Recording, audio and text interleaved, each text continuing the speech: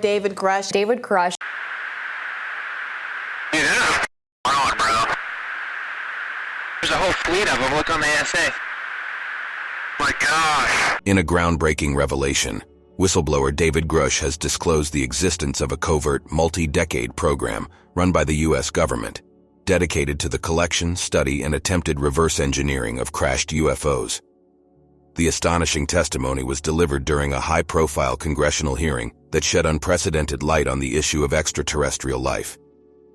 What is the meaning of the multi-year secret UFO program? Who is David Grusch and what role did he play in uncovering the secret program? What are some of David Grusch's claims regarding crashed UFOs and non-human beings?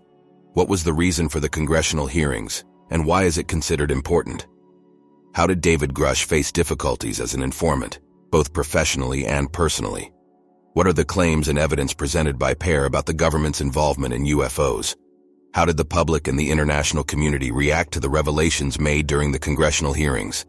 What role do such witnesses as David Faber and Ryan Graves play in the overall narrative? How do skeptics react to Grusch's statements and to the general topic of UFOs?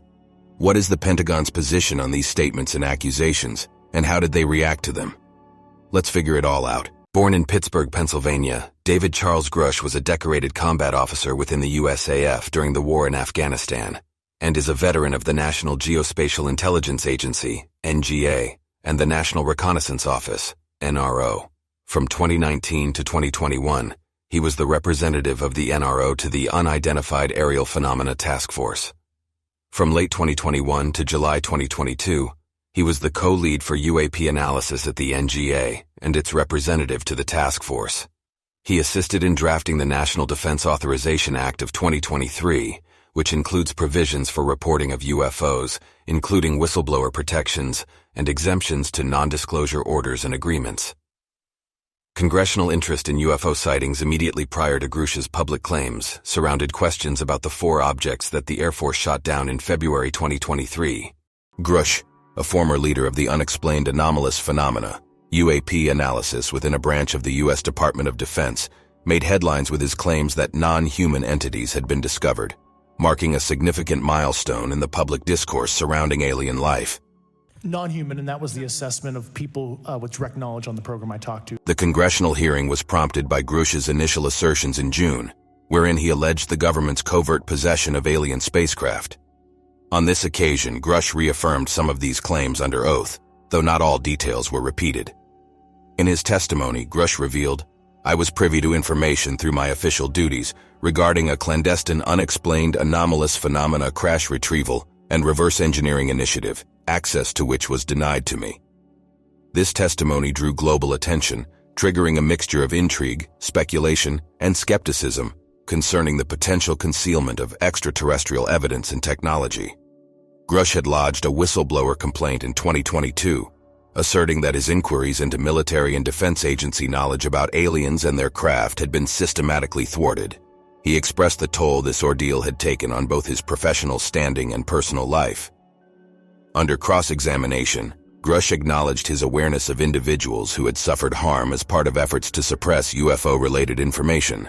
When asked if he had feared for his life, Grusch's response was an unequivocal, "Yes, definitely." It was very brutal and very unfortunate, some of the tactics they used to hurt me both professionally and personally, to be quite frank. Yeah. "I remain hopeful that my actions will ultimately contribute to a positive outcome of enhanced transparency," Grusch declared, reflecting his aspiration for a more open discussion on the subject.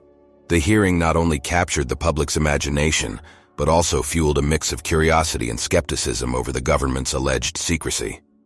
The disclosure took a dramatic turn as Grusch admitted to the presence of non-human entities linked to the retrieved wreckage.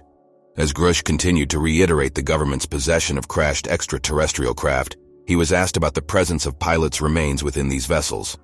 Grusch revealed, "Biological samples were associated with some of these recoveries." He emphasized the non-human nature of these samples, attributing the assessment to individuals closely connected with the program. As I've stated publicly already in my News Nation interview, biologics came with some of these recoveries. Yeah. Grusch contended that the government might have been aware of non-human activities since the 1930s. However, his willingness to elaborate on specific details waned during the hearing due to security concerns. a reticence that fueled doubts among skeptics. The lead-up to the hearing had been marked by accusations of obstruction from investigation leaders Tim Burchett and Anna Paulina Luna, both Republican Congress members. Despite this, Burchett expressed a measure of satisfaction after the hearing, finding Grusch's claims regarding the recovery of non-human remains credible. While the Pentagon has dismissed Grusch's claims of a cover-up, the hearing featured other witnesses, including David Fravor and Ryan Graves, both of whom had first-hand experiences with unidentified aerial phenomena. Their testimonies added layers of complexity to the ongoing debate on extraterrestrial encounters. Amidst the excitement and speculation, some cautioned against jumping to conclusions. With Grusch's revelations, skeptics found parallels with past claims of government secrecy around UFOs. Journalist and historian Garrett Graff noted the challenge of maintaining a massive secret over the course of decades. As the dust settles on this historic hearing, it becomes clear that the discourse around UFOs and extraterrestrial life has taken an unprecedented step forward, even if some doubts still linger regarding the government's capacity for keeping such monumental secrets. Statements by the Ministry of Defense and NASA spokeswoman Karen Jean-Pierre referred questions about PAIR's complaint to the Ministry of Defense, DoD. In a statement, Sue Gao, a Pentagon spokeswoman, said, "To date, AARO, All-Domain Anomaly Resolution Office, has not found any verifiable information supporting claims that any programs related to the possession or reverse engineering of any extraterrestrial materials existed in the past or currently exist. AARO is committed to following the data and its investigation wherever it leads." General Mark Milley, chairman of the Joint Chiefs of Staff, gave an interview to the Washington Times on August 6, 2023, and said that he had never seen or heard of any evidence that would support PAIR's claims regarding aliens, quotes without quotes, or that there was some kind of program concealment. Milley added that he was not very surprised that such ideas would spread, and some in such a large organization as the U.S. Armed Forces would believe in them. NASA stated, "One of NASA's key priorities is to search for life in other parts of the universe, but so far NASA has not found any reliable evidence of extraterrestrial life, and there is no evidence that UAPs are extraterrestrial. However, NASA is exploring the solar system and beyond to help us answer fundamental questions, including whether we are alone in the universe.